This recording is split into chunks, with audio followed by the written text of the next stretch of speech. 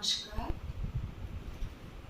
প্রতিদিন যদি আপনি এই মন্ত্রটি পাঠ করেন তবে আপনার কোনো বড় ধরনের রোগ হবে না, কোনো বিপদ আপদ আপনার আসবে না,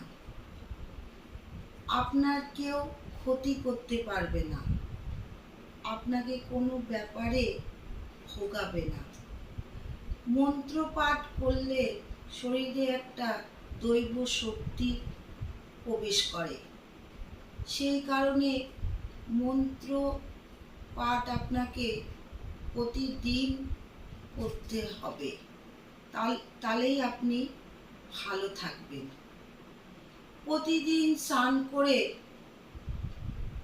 মন্ত্রটি বলবেন শুদ্ধ কাপড় পরে।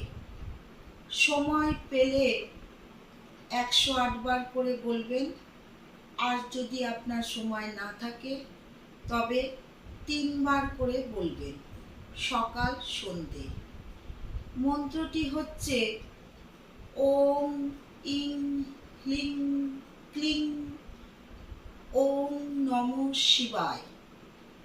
মন্ত্রটি প্রতিদিন পাঠ করুন, দেখুন আপনার কতটা ভালো হচ্ছে, আপনি কতটা ভালো থাকছেন।